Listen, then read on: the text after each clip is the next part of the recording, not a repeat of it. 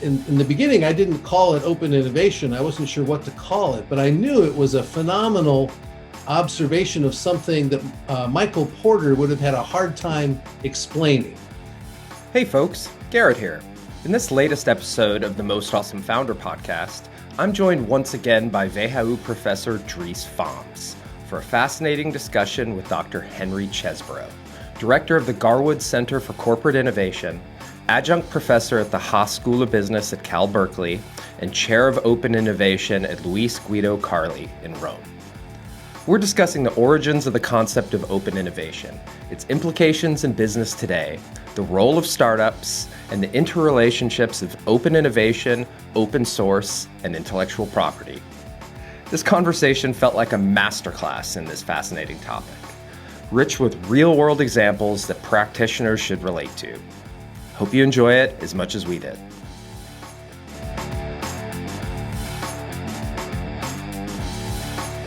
This episode is brought to you by WHU, the Otto Beisheim School of Management. WHU is reshaping the way students learn about business, management, finance, and entrepreneurship through its innovative programs and partnerships in Germany and across the globe. To learn more about this globally ranked university, visit whu.edu today. Coming to you from WHU on the banks of the Rhine River in beautiful Fallendar, Germany. This is the best and most awesome founder podcast. A show about entrepreneurs, innovators, advisors, and educators, and the stories that make them who they are today. Henry Chesbrough, Professor at Cal Berkeley. Thank you so much for joining us on our podcast today. It's an honor to have you here. Gerrit, Dries, thank you both for having me here. Awesome. Once again, I've got my colleague Dries Foms here joining us, which is always a pleasure to have someone else to bounce ideas off on this journey. So yeah, we're really looking forward to having this conversation. As I told you offline, we always like to start off our episodes learning a little bit about the individual, the person on the other side of the mic. So Henry, if you could, maybe just tell us a little bit about where you come from and the journey that took you where you are today. Yeah, and thank you for asking.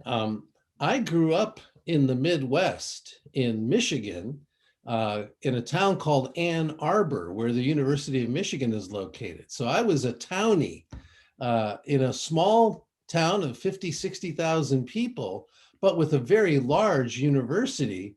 And in some ways, it was an ideal place to grow up because you had the intimacy of a small town, but you also had the attractions and stimulation of a much, much larger environment, thanks to the university. But having grown up there, I did not want to go to university there as well. I wanted to see the world at that point. So I went to college on the East Coast in Connecticut, where I actually met my future wife. And she is a Californian. And so I ended up with her in California.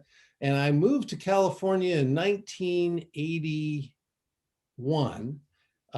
And with a tour of duty I'll come to later on, I've been there ever since. So a lot of great stories there. But I would also say that unlike many of my academic colleagues, I actually began life as a manager in a company. I worked in the hard disk drive industry in the 1980s when that was an exciting industry to be in. And it was a company called Quantum. And while I was at Quantum, I was one of 4 people to start up a new subsidiary company inside the larger company. So this is something that gets studied now, but I actually had the experience of doing it. And in our case, it worked and it became valuable and I got stock and all kinds of good stuff happened. And then to fast forward a little bit, in the 1990s, the disk drive industry really began to consolidate.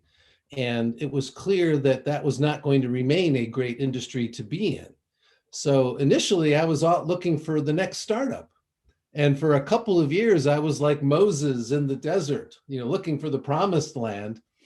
And it was a period 90 to 92 that was kind of after the PC revolution, but before the internet. And that was kind of a quiet period in the Valley, actually. And long story short, I kissed a lot of frogs, but did not find a prince.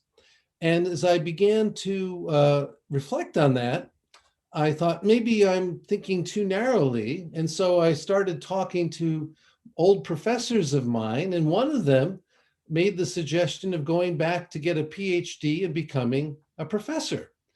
And at first I thought he was insulting my business skills. But then I looked at him and his life and I thought, wow, it's not a bad life.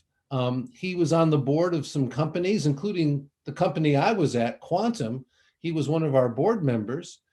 So he was clearly up to date on what was going on in industry. And, the teaching students and doing the research seemed like stuff I'd always enjoyed doing.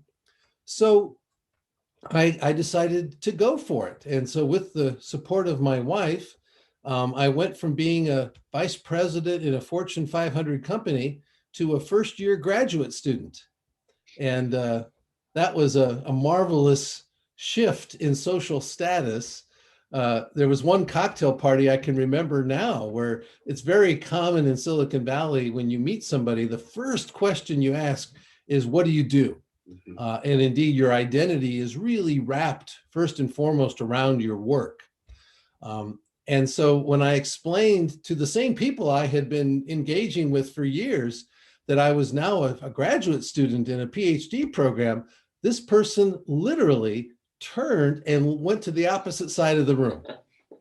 Not even a really, or you're kidding, or are you crazy? Just physically stop the conversation. So that was a powerful moment I remember. You have no idea how much I can relate to that, Henry. So I'm in the mid 90s. The internet is happening while I'm in the PhD program at Berkeley. So it was a wonderful time because you could feel the world changing around you. And yet I was also in a program that was really encouraged study and reflection and gave me a much deeper set of tools to think about all of these changes. But I have to confess that I started with a bit of a chip on my shoulder because I'd been successful. I had some money, I had some stock, and these professors, who were they? What did they know? And what I realized after about a year of this was that was a terrible attitude if you want to learn anything. If you think you already know it all, you're not going to learn a damn thing.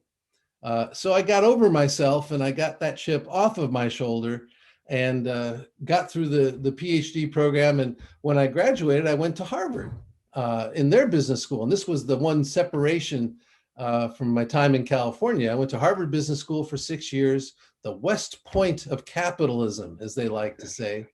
I was one of 35 professors they'd hired right out of PhD programs that year.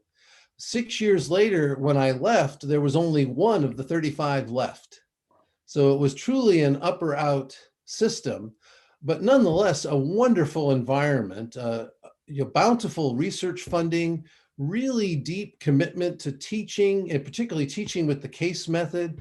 And they really had teaching group meetings where you would literally be trained on how to do it. And people would come and sit in your class and observe it and give you feedback after the class on how well you did it. So this level of investment and support was really remarkable and quite effective. But I was not smart enough to stay at Harvard. So in 2003, this was a pivotal year for me. My book, Open Innovation, came out. I got kicked out of Harvard and had to leave and went to Berkeley. And I've been at Berkeley ever since. And my work really to this day, I think, tries to be engaging and interesting to managers while still being rigorous and well done for my academic colleagues. So that, I think, is what brings me to being with you guys here today. Awesome. I right away want to go a little bit off script because I can't wait to talk to you about open innovation.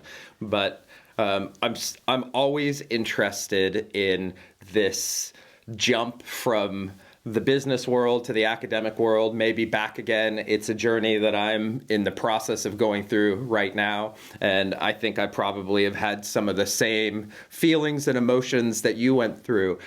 Would you say that your business experience helped you in your academic career, vice versa? Like, is there a lot of crossover? Or did you find was this a real kind of turning point where your skill sets and your learnings were profoundly different? Well, I want to get Dries's thought on this too, because he knows me pretty well. I'm not a typical academic. So for that reason, I want to say, yes, it's been very helpful. The truth is it has marked me and made me good at some things and maybe not as good at other things. So like many things, there's some trade-offs there. It's not all hearts and flowers. On the other hand, I would do it all again. I would not, I don't regret any of what I've done in this regard. And I still really enjoy what I do. And I've now been at it quite a long time. And I feel very fortunate that I can say that. But would you argue that before people do a PhD, they should have worked in the real life? Because, for instance, in Europe, it's very normal that you do a master and immediately do a PhD and then go into the academic career, and that you have never worked in real life. And to be honest, I'm an example of that trajectory. And so sometimes when I do executive education, people are honestly saying, yeah, what can you tell us? Because you have never experienced what you're talking about. Right. And I do some executive education too, Dries, and managers can tell when I talk to them, they can tell within a minute or two that I used to be a manager as well. They can sense it. And in executive education classes, that's always a positive. But with PhD students, on the other hand, they're a little more skeptical. They're kind of wanting to challenge. So what are your thoughts? What are the concepts? What's the evidence for these concepts? Give me the justification and the foundation. And these are things that in industry you don't directly probe as much. Yeah. So there are differences, and so I have different. With some groups I'm immediately accepted. With other groups, I have to kind of prove myself a little bit. So Henry, you are well known and recognized for kind of coining the concept and the term of open innovation. Your 2003 book, I think, is a seminal book on this topic. Can you share for our audience that may not have been exposed to that term, really what it means in concept and in practice? Yeah, sure. Eskimos have lots of words for snow. And it turns out that open is another one of these words that has a number of meanings. And open innovation itself has a variety of meanings. What I mean by it is a distributed model of innovation that involves flows of knowledge across organizational boundaries, both from the outside into the organization and from the inside of the organization out into the surrounding environment for both monetary and non-monetary purposes. So that's what I mean by it. Could you give us an example of that? Sorry, I didn't mean to cut you off. I know in some of your papers you talk about some pretty interesting examples. Could you maybe share like a classic example of how that works in practice? Sure, and we were talking earlier about me coming from industry. I think one of the things that this has given me is I think I have a skill in being able to access and then extract really interesting information from companies. And it's not that other academics couldn't do it, but it may be harder for them to get access, or when they're having the conversation, the conversation may take different turns than it would if I'm talking to them. So an example that is, I think, still very relevant and powerful to me is that with Xerox Corporation. and in particular, their Palo Alto Research Center in Palo Alto, California. I spent 2 years there studying these wonderful technologies that were in the research labs of Xerox. And some of them that connected with the copier and printer businesses of Xerox went on to become very valuable contributions to the company. But many other technologies became the basis for entirely new companies like 3Com or Adobe or Documentum, VLSI Technologies, and all of these spin-offs. The technology originated in the Xerox lab, but was essentially stuck and wasn't going forward and didn't have any path to market because it didn't really help them make copiers and printers faster, better, cheaper, and so on. So this connection between the innovation engine and the business model really was astonishing there. And when I tracked 35 internal projects at Xerox, I've started tracking them when the internal funding was cut. And then I said, so what happened after that for these 35 individual projects? And in most of the cases, they were not successful. When they went outside to others, they were able to raise some money. Otherwise, I wouldn't have been able to observe them, but they were not financially successful activities. But 10 of the 35 became publicly traded companies. And if I add up the market value of those companies, it was greater than the market value of Xerox, the mothership from which they came. So this is, to me, a very powerful, motivating example.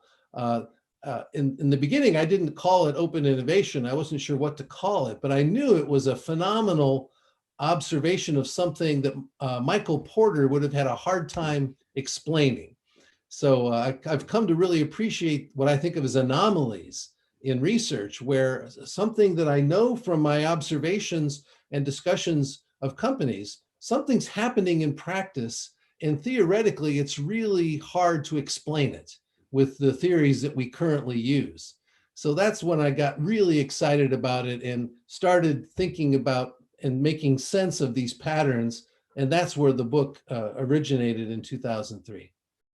In that example, you mentioned that 10 of the 35 companies, became hugely successful.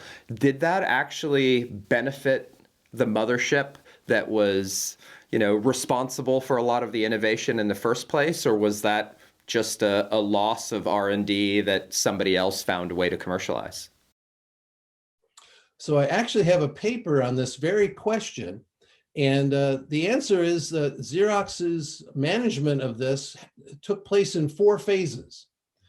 In the first phase, it was really just accidental. They wanted to cut the projects. They wanted to move the staff out of there so they could get those recs and hire new staff to work on the things that were core to Xerox. And Xerox just assumed that, we don't see the value. We don't think anybody else will either. And so these projects were just cut loose.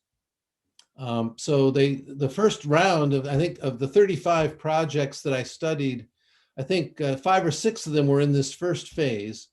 And, the success that they had was astonishing to the people at Xerox. They never saw it coming.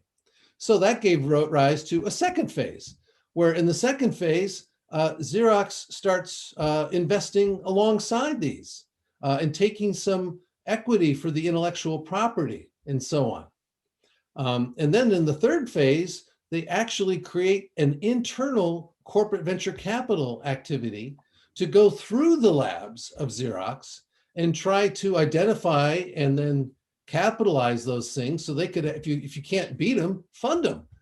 So that was the third phase. And in the fourth phase, they unwound the venture capital fund, and then they created kind of an incubator accelerator to do it instead. So they went through 4 phases. Xerox did get some value from some of it, but in all cases, it was managed not by R&D, not by business strategy, not by the CEO, but it was all managed by finance. And so because of that, they were using it to do things like smooth quarterly earnings reports. So they might take some gains in a quarter where they needed a little more income, or they might defer. If they were having a really good quarter, they would just hold off and do it later. So they weren't actually trying to maximize the value over time. They were much more tactical in their management of it. And it was, as I said, it was all driven by the finance office rather than by some larger strategic imperative. That's a really, interesting understanding those different phases. And I want to pull from an episode we had a few weeks ago. We had Steve Blank on. And Steve was we talked about innovation theater and the need for organizational ambidexterity, and how, many of these large companies are trying to innovate and they're doing all of these different phases, but they're very rarely affecting their bottom line in the end because it's not the core function of the business. And I would assume when finance is making those decisions, their core objective is maybe not innovation itself, but other types of benefits like smoothing out the P&L or, improving shareholder value per quarter. Did you find any of those different phases to be more successful? So yeah, the corporate venture capital phase, it was called Xerox Technology Ventures. They started with a pool of $30 million in 1989. And by 1996, that $30 million had grown to $220 million. So, I think it was like a 30% annual return. And if you say, well, how good is that? If you compared it to other 1989 venture capital funds that were started that year, it was in the top quarter of all the venture capital funds that year. So tremendous financial performance. And do you know naturally, Xerox shut it down. Right. Now, why would they do that? You've just made a lot of money. Any venture capitalist with that track record would use that to go out and raise a larger fund and double down and do more of it. And the reason they did that was the compensation that was set up by Robert Adams, the guy who was the founder and the organizer of Xerox Technology Ventures. He and his two partners got 20% of the gains and Xerox got 80%. So going from 30 to 220 million meant hundreds of millions of dollars for Xerox, but it meant tens of millions to Adams and his two partners.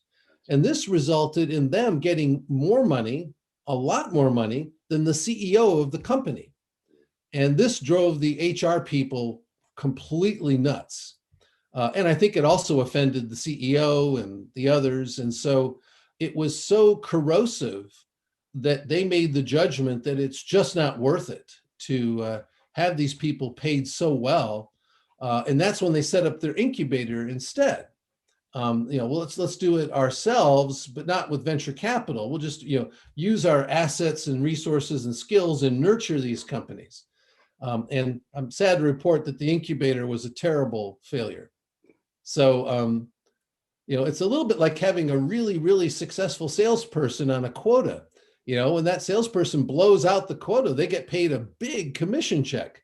Is that a bad thing or is that a good thing?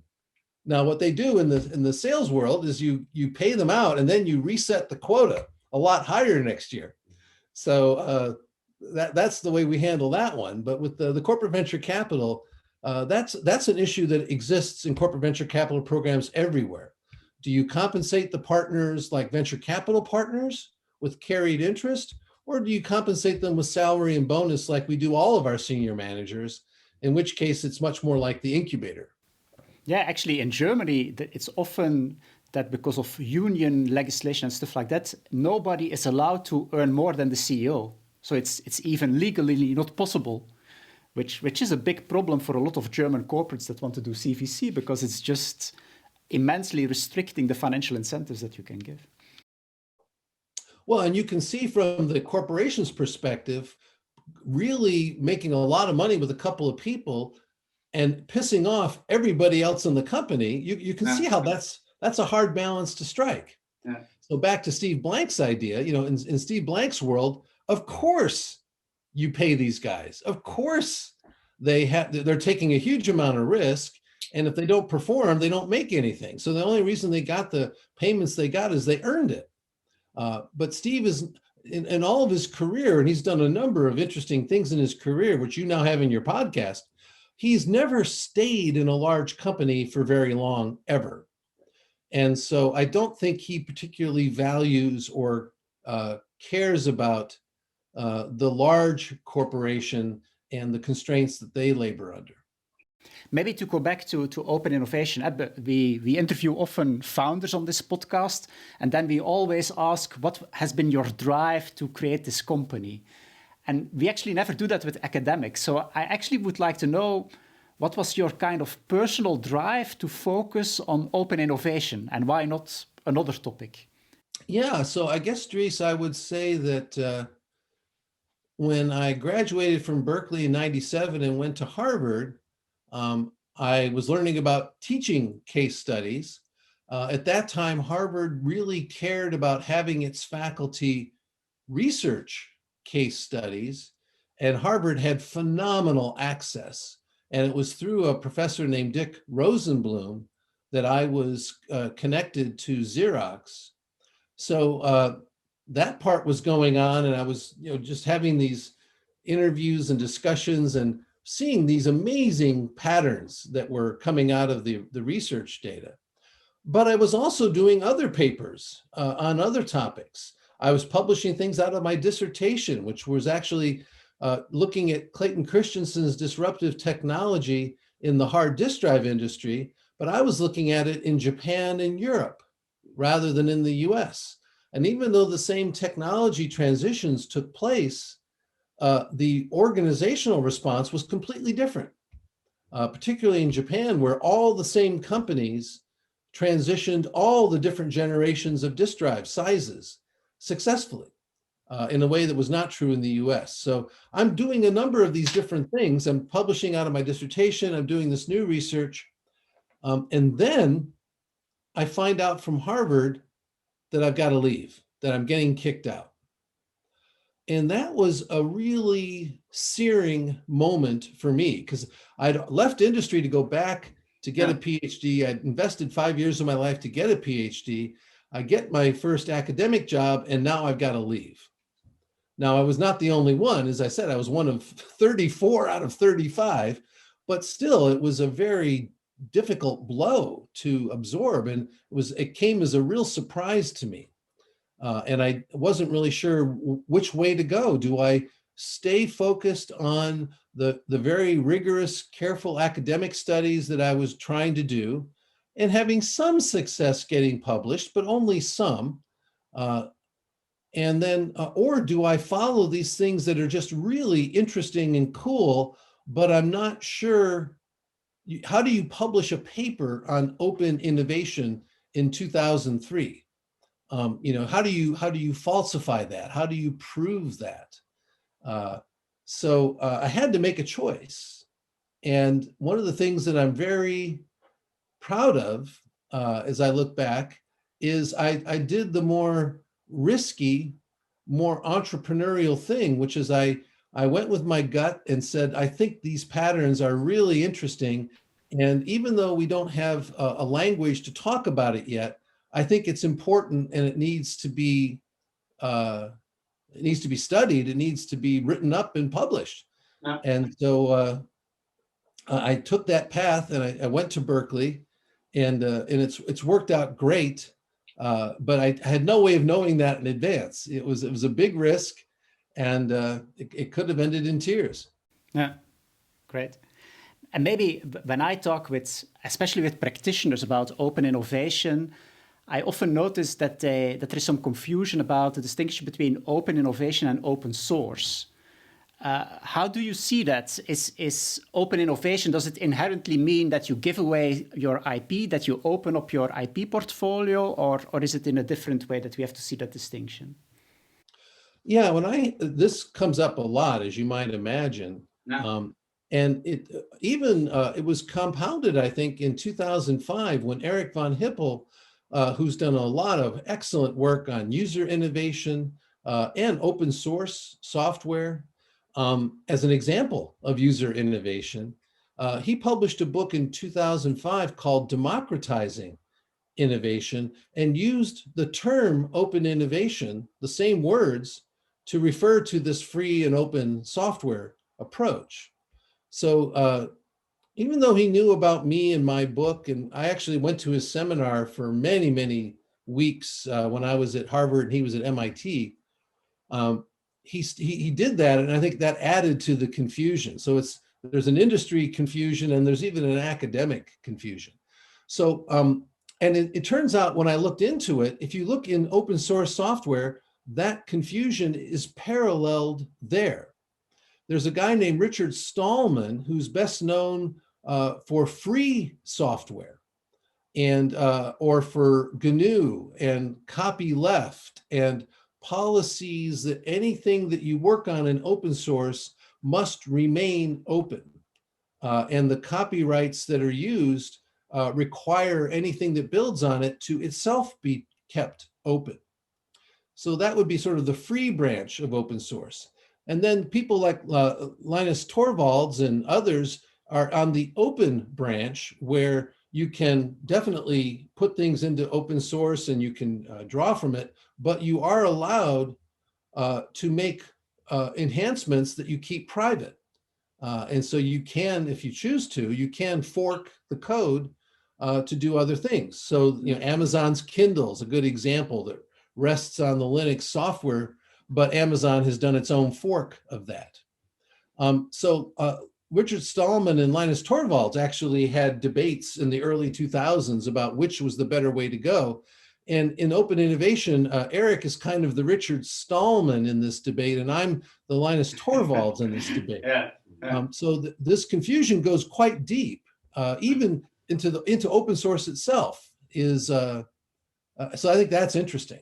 What we can say for sure for entrepreneurs about open source is that open source has dramatically lowered the cost of starting a business, and it's accelerated the time it takes to get working code, because you can do a lot building on top of what's been done before. So that has it's been really good for entrepreneurs to get things started. And then you ask, well, how do you make any money if you're building on things that everybody has access to?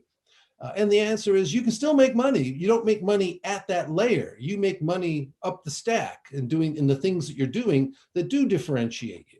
And then in the open source area, we've had some interesting events like GitHub and Red Hat being acquired by Microsoft and IBM respectively for $7 billion in the one case, $34 billion in the other case. And a study I haven't seen is when these events happened, the organizers of GitHub and Red Hat became very wealthy people. And how did that change the attitude of the communities that supported them? Because most people that contributed to GitHub and most people that contributed to the code that Red Hat ships, they got nothing financially from these events. And so if we're all in it together and we're all contributing as volunteers and users, that's fine. But suddenly when a few people get cashed out in a big way, what does that do to the community? Yeah. It's a little bit like the corporate venture capital example with Xerox we were talking about a few minutes ago. Yeah. Suddenly a few people have gotten a lot of money. And instead of us all being in it together, there's insiders and then there's outsiders. And most of us are outsiders. How do we feel about that? And I haven't seen that study done yet. So I think that's something that, and these ideas around business models for open source software, we're seeing that now too, because people who saw these events are trying to do it for their little part of open source. So there's some really interesting areas to look at in those areas as well. I'd like to ask you a question, kind of putting this open source versus open innovation kind of how they're a little bit opposed to one another, but put it in the context of right now, because I think we've been seeing this process unfold with the COVID vaccination, right? Where, the genome was mapped, it was made available to the world, and then we saw all of these different organizations and entities working together to find a vaccine. Obviously, one of them really well known is the US-German partnership with BioNTech and Pfizer, right? Is that an example of open source, or is this an example of open innovation, or both? I would argue it's definitely open innovation, because if we look at the big pharma companies like Pfizer, if we were to go back in a time machine 20 years ago, most of the pipeline that Pfizer was bringing to market came from inside its own laboratories. And the journey from the lab to the market took place inside the four walls of one organization. You still had to go through all the steps, but they were all done, most of them, by that one company. It's essentially a model of vertical integration, which is, in my mind, if you think about what is open innovation not, it's the antithesis of vertical integration. So in that regard, there's a lot of commonality with open source that we think all of us know more than any one of us, and there's a lot of generativity in bringing things from outside into the organization. And there can be other kinds of generativity from letting things go from the inside out to other organizations, like with Xerox and those spinoffs I was telling you about a little while ago. So back to the vaccines. So we have this COVID crisis. It gets sequenced quite rapidly. And that characterization, that sequencing was widely shared throughout the scientific community. And this is an exponentially growing disease, which means that time is not your friend. The longer it takes to come up with treatments, the more people are going to die. So people really mobilized. And most of the pharma companies, not all, but most of them partnered with young biotechs or academic researchers. So AstraZeneca worked with Oxford's scientists at the University of Oxford. And they did this because they saw that as the fastest way to get an answer. And most of the compounds that have been developed were repurposed from other applications. They were not created de novo for COVID.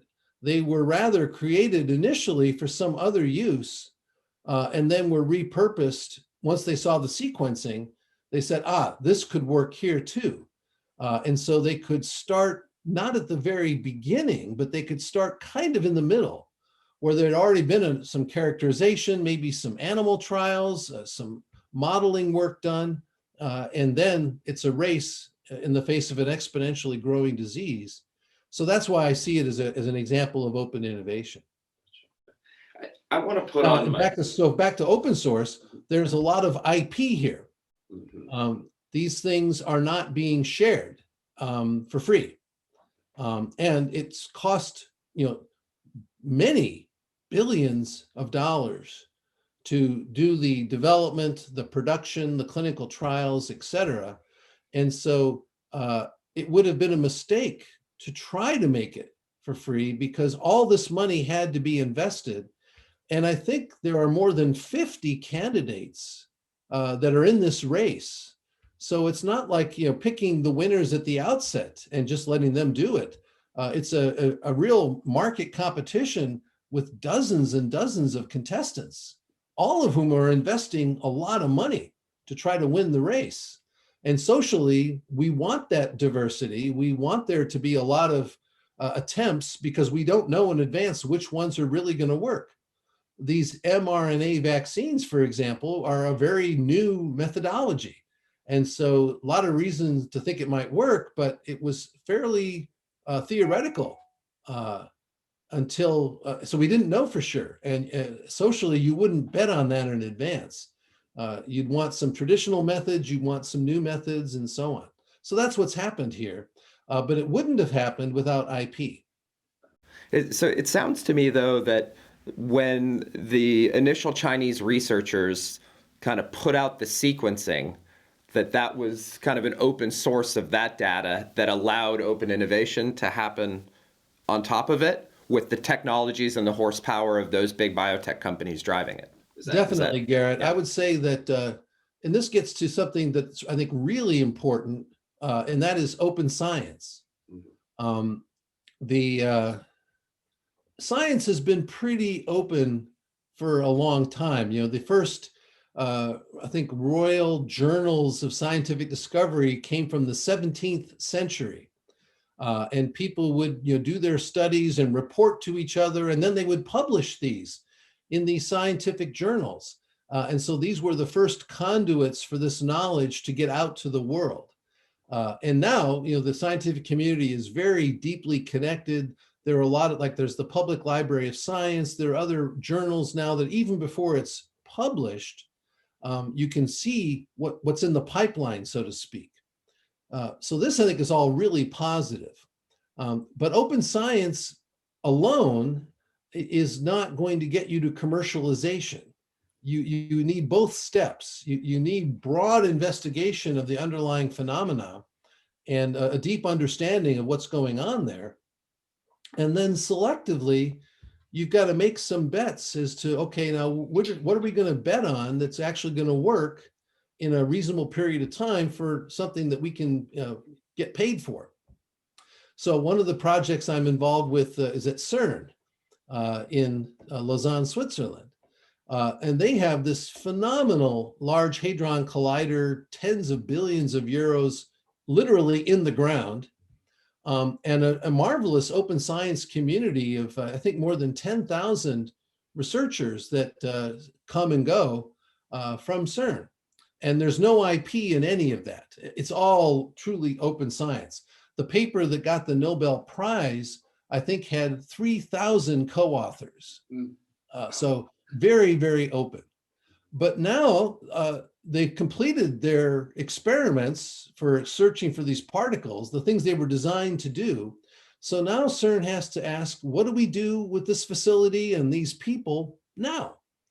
And one of the thoughts, and some funding from the European Commission, is to try to find ways to commercialize some of these technologies for, say, software or imaging or materials and things, because a lot of very interesting things had to be done to build the facility. And could some of this become the basis for new companies, new businesses? Well, now to do that, we're going to have to make some bets, and we're going to have to make some investments. We're going to need some IP to do the commercialization step out of CERN. So I think you can see there how they're not against each other. They really, I think, can be very complementary to each other. So if I'm understanding correctly, then open innovation doesn't necessarily have to be one company to another company. It could also be a government or a peri-governmental organization to the private sector. Would that still qualify in that context then? Yeah, and in fact, the program that I'm involved with is called Attract. And the main idea in the Attract program is to give 2 years of funding to the principal investigators to allow them to build prototypes and proofs of concept for possible commercial uses without requiring them to give up the ownership of the intellectual property, so that they can make it more commercially ready with this funding. And the investors don't have to take that level of risk. They can see something that has been somewhat de-risked before deciding to invest. Gotcha. And so that's a program that's across a wide range of activities, people, and projects. Because I'm thinking of NASA and SpaceX, or the Department of Defense and Lockheed Martin, and these more governmental organizations leveraging maybe the speed and the power of the more upstart organizations. So in some cases, it's not necessarily the larger mothership that benefits the most, right? It could be maybe the smaller entity in the relationship. Yeah, right. And NASA has done something cool with us here at Berkeley. They've given us permission to look at all of their patents and see if we can find other ways to use them. So they've got a lot of patents, but it was all done for a fairly narrow set of applications around manned spaceflight. So, I don't think Tang is still available, but there's a lot of things that have spun out of the space program, and NASA knows that. So now they're trying to actively encourage this and bringing more eyes to their patents to see how they might be used. So we actually teach classes with our students now where we share these with them, and then we give our students some training in how to think about different ways of how these might be used. And some of Steve Blank's lean startup comes into play too, because if you can find a customer that needs it and they're willing to pay for it, and NASA's got something that helps that, well, then now there's an easier path to make that possible. And in that kind of activity, so if you think about a bit the other way around, so I think in your book you have mainly focused on corporates and how they can benefit from open innovation. So if you turn it a bit the other way around, how would you say that startups can benefit from open innovation? Yeah, and that's exactly the right question, Dries, because, and this is, I think, where academics comes into its sweet spot, because we're good at taking a problem and then looking at it from different angles. And indeed, if it doesn't work for the startups, then it's purely exploitive by the corporates, and it's going to burn itself out. And I actually don't believe that it is exploitive. I believe it really can be beneficial. But let's look at it from the startup point of view. If you are a startup and you've got something kind of cool, let's say, you can, of course, do business on your own, but you're starved for capital. Customers don't know who you are. It takes time and money to sell to customers and acquire new customers. It's very, very hard to scale. So there are a lot of things that startups have to deal with as they're trying to do business. What open innovation offers to startups is you can find partners who have some of what you need, and they've already done it. So if you're BioNTech and Pfizer comes to you with the idea of, let's take this messenger RNA technology and use it for COVID, and we'll help you do the production, we'll organize the clinical trials, et cetera, et cetera. BioNTech says, wow, we can get to market much faster at much bigger scale, teaming up with Pfizer than we could if we tried to do this on our own. So the startups, I think, but you have to be careful as a startup, because you don't want to give it all away for free to the corporate. You have to make sure that you get something beneficial to you from this as well. And so you have to be thoughtful about that. And every entrepreneur I know gets this immediately. There's no mystery there. They know that they have to guard and protect what they have from the corporate, but they also see the benefit of working with the corporate. So how do we get past this? And my advice to the entrepreneur is to create a public, shareable version of what you're doing and a private version that you share only with your investors and key employees, but you don't share it with the corporate. So sharing what you do is a very good thing to share, so the corporate can assess if it's helpful and how it might fit in with their plans. Sharing how you do it in detail is a good example of something to keep to yourself. So this division between public and private, shareable, not shared, I think are ways to help lubricate the coordination between the startup and the corporate. I think it's interesting because if I talk in Germany here a lot with people that are involved in collaboration between startups and companies, to be honest, the word that is mentioned the most is trust. They're just saying, yeah, you need to trust each other. That's the magical ingredients. But if I hear you, it's not about trust. It's about smartly designing the collaboration, making sure that you are not giving away the diamonds in your product. So that does not seem to be really about trust. It's more about smartly designing the collaboration. Well, I think trust is important, but trust also has to be earned on both sides. The corporate needs to trust that you can do what you say you can do, and that you will prioritize their work and deliver it on the schedules that you agree to. And those are all things that are not given. They have to be demonstrated. And then on the startup side, you have to trust that if you do what you say you're going to do, the corporation will do what said it will do. And then the market will tell us if it actually gets rewarded or not. And one example from my own career back in industry before I became a professor really fits well here. I was in the disk drive industry, and we were looking for a Japanese manufacturing partner for a new, smaller sized disk drive that needed a lot of miniaturization. And particularly in the manufacturing of it, it was going to take a lot of specific tooling and equipment to do this very precise assembly. So we did a trip to Japan, talked to a lot of Japanese companies, and selected two finalists, Kyocera and Matsushita. And I think we chose Matsushita, and the reason we did was both companies had very, very strong manufacturing capability. But Kyocera, all of their products were sold under the Kyocera brand. And for Matsushita, much of what they built was sold under the brands of other companies and had been done that way for many years. So we did not want to be a supplier to Kyocera. We wanted to be selling this as our own brand. And we wanted the manufacturer to be an OEM partner. Matsushita was doing this in a number of areas already with other companies. Kyocera had never done that with other companies.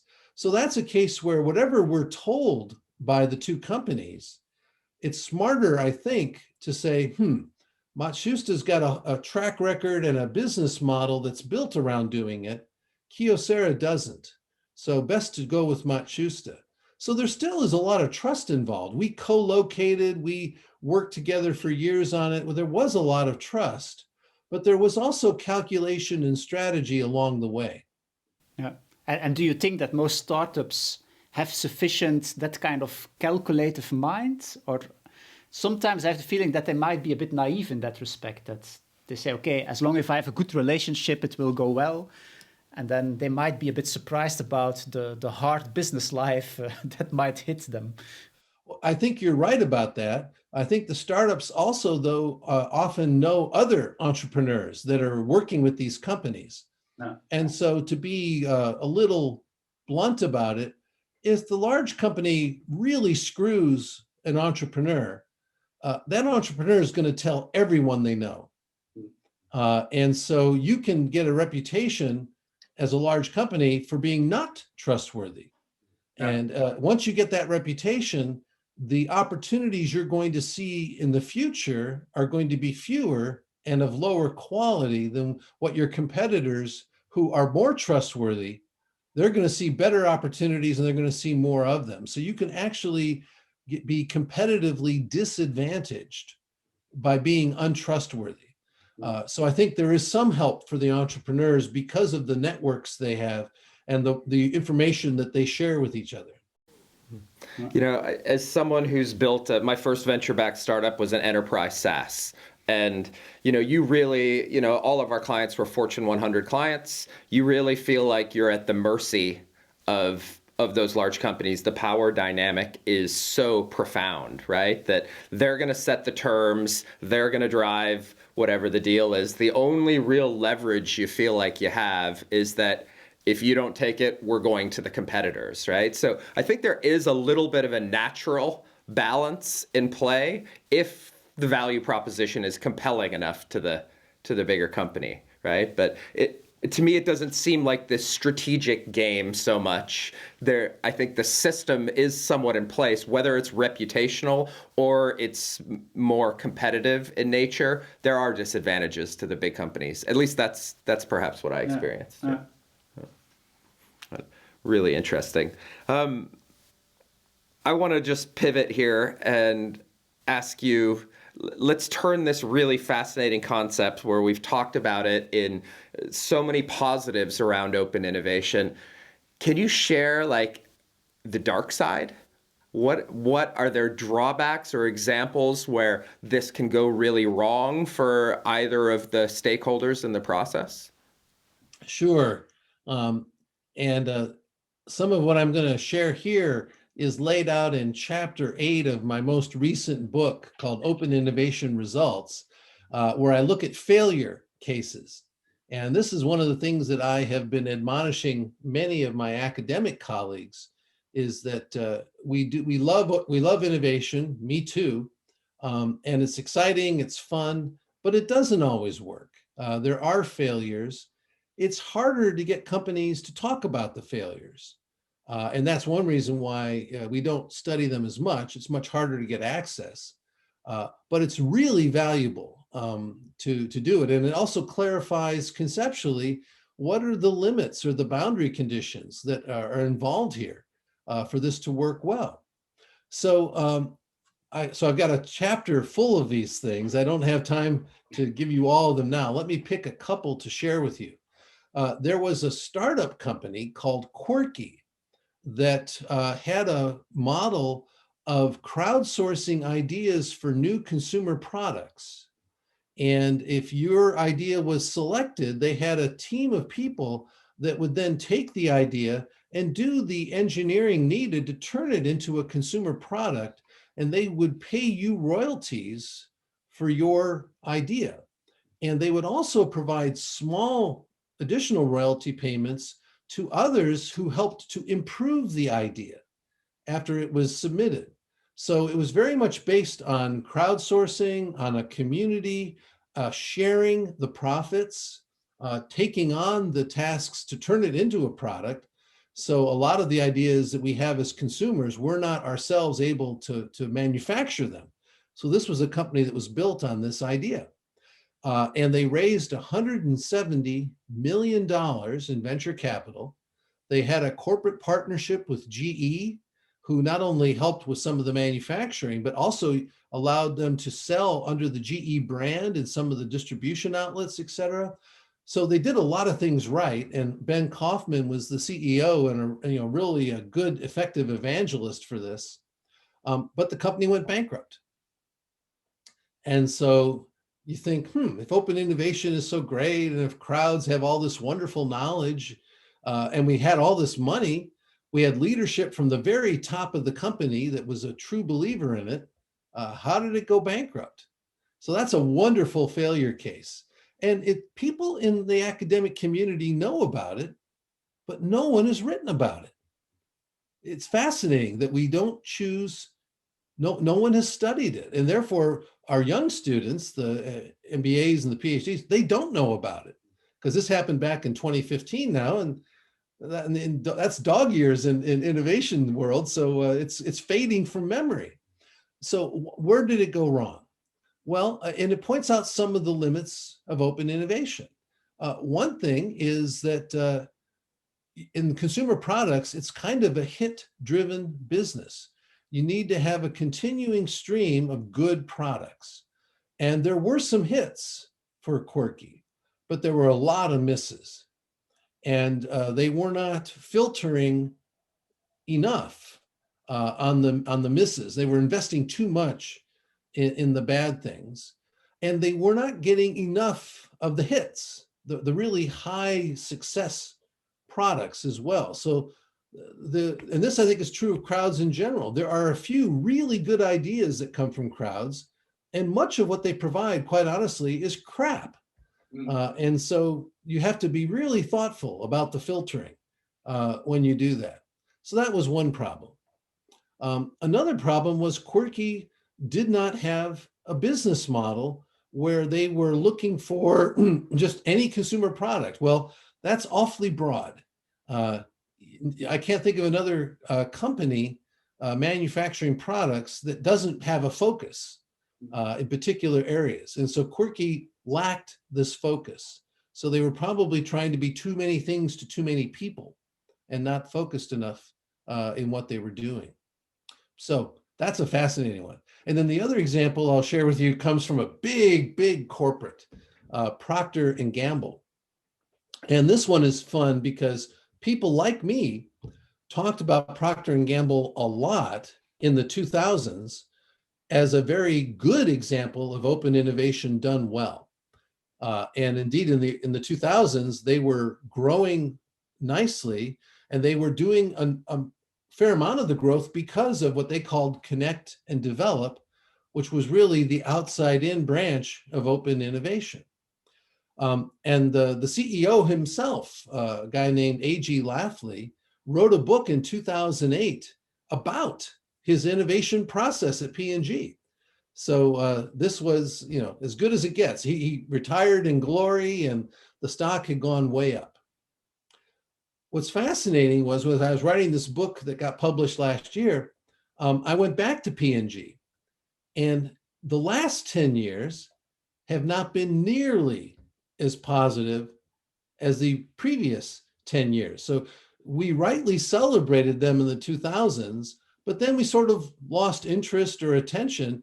And in fact, the last 10 years have been a real struggle for Procter & Gamble.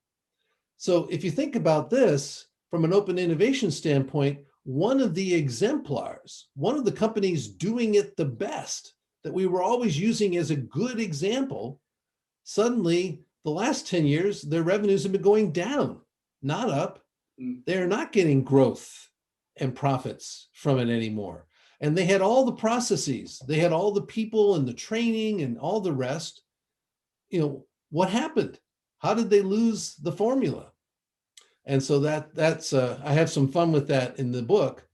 And again, my academic colleagues, the ones who pay attention, know this, but no one's written about it. So it's I think sometimes in academia we have our own kind of myopia where there's nothing like a good story, and we all love the story of the open story that of how things rise and succeed. And then all too often we're looking for the next story to tell like that. Well, if we follow it through, there's a dark side.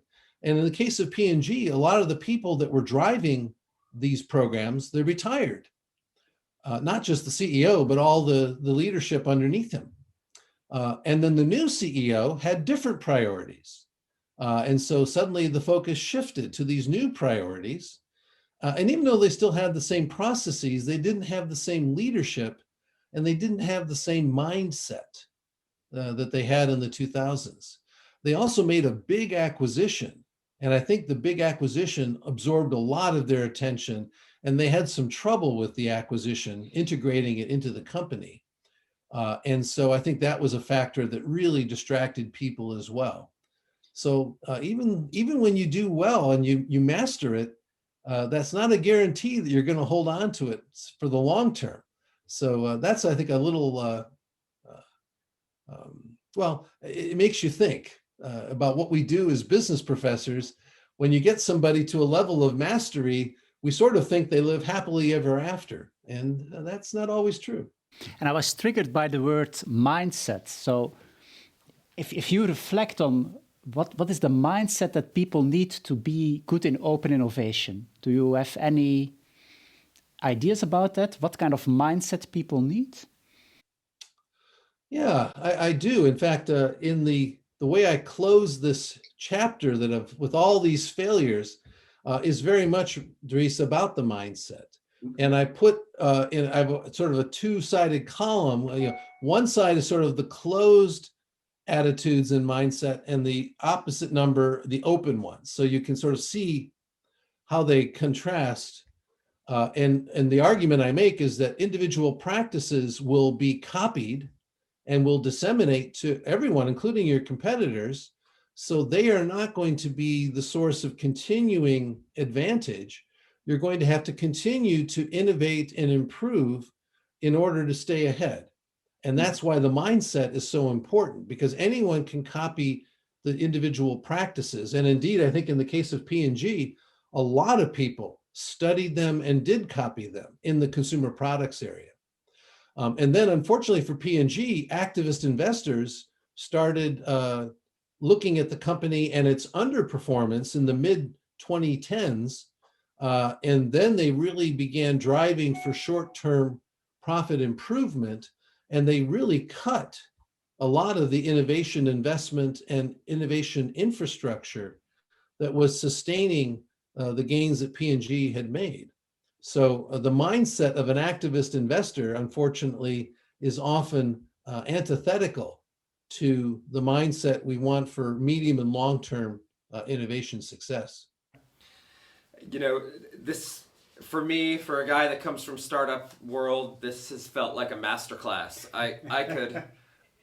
I could spend another couple of hours. I'm just absorbing so much knowledge here, but I think we're all pressed for time a little bit. I'd like to kind of wrap things up with a few questions that I ask all of our guests. And it's always nice to start these episodes learning a little bit about our guests. I like to wrap things up that way too. And you know, normally I ask entrepreneurs what have they learned on their entrepreneurial journey that they wish they could tell their younger self. But I want to reframe that a little bit for you, because you've had this unique experience where you had a very successful career in the private sector, and then you went on to your academic pursuits. What you have learned since you left Silicon Valley and went into academia, what have you learned that you wish you could tell your younger self as a young manager in your business career? I think one thing I've learned is to bet on myself and to believe in myself. Obviously, do my homework, do some testing, check in, validate, but believe in myself. That moment when I had to leave Harvard and I had to choose, do I take the time to write this book, which is going to mean some period of time where I'm not going to be publishing as many articles, and that's going to be negative for me academically. Is that the right way to go? And the answer in hindsight was absolutely yes. And the world is better, I think, for me doing that versus writing some more very carefully done academic studies that sadly, when I look back on all the things out of my dissertation, the citation counts to my research there, which are in good innovation journals, it's maybe a few hundred, and this is 20 years after the fact. Whereas now with on Google Scholar, I'm up over 85,000 citations, but most of those citations have come from the work I did with open innovation and things that grew out of that. And if I had limited myself to only the academic articles, it would have been a very different path. It's not so often you hear someone saying, hey, I went into the academic world and I started taking bigger risks, but it sounds like your risk profile maybe got a little bit bigger in that experience. That's really cool. After getting some very difficult feedback. Sure, I can imagine. All right, just a couple rapid fire questions to wrap things up, again, that we ask everybody. I've learned over the years that you can learn so much about a person by the books on their bookshelf. Is there a particular book you're reading or one that you would like to recommend? Oh boy, I'm just looking around now. I think I already mentioned Open Innovation Results that I did. I've got Alex Osterwalder's book, The Invincible Company, that I'm really enjoying, and it's a nice, very visual summary of a lot of innovation research. I think it's very well done. And then I've got Daniel Kahneman's Thinking Fast and Thinking Slow, which is, oh man, it's not a fast read, but it's a really deep read. And he himself, I think, is a beautiful model of blending the practical with the theoretical. And the way he structured that book and each of the chapters in the book, to me, is still one of the best examples out there, I think. Maybe can I very briefly, because I'm really struck now by the fact that you also mentioned Alex Osterwalder, which did a bit of similar career trajectory, not? He did a PhD, and then instead of pursuing an academic career, he wrote this book about the business models and became hugely impactful, even also in the academic world. So does that also not show a problem for us as academics, that the people that seem to decide, I do not do the normal trajectory, seem to be the people that have most impact, in the end, also on academics? So I think your book on open innovation has had much more impact than maybe papers in top-level publications. So do you think it's a problem, or is it just something that we should accept? Well, let's see. I think for myself, and I think for Alex as well, we are not in the very, very best journals in our field, the most academically respected journals. I have a diverse portfolio of rejection letters from the very top journals in our field. And so there is a certain amount of gatekeeping that goes on that means those doors are closed to me and certainly to Alex. So although Alex has had a lot of impact in the outer world, he has been kept out of the top journals in the academic world. And so is that a problem or not? Well, I think it's important that academics understand and share research with one another. And we have methods that we use, we have language that we use, research questions we ask that are quickly understood and widely shared, some of which may not be very interesting to industry and managers. So I think in that domain, it's fine that this goes on. But there are moments and opportunities, and I think open innovation was one, where, as I said earlier, I was seeing things at Xerox that Michael Porter could not explain.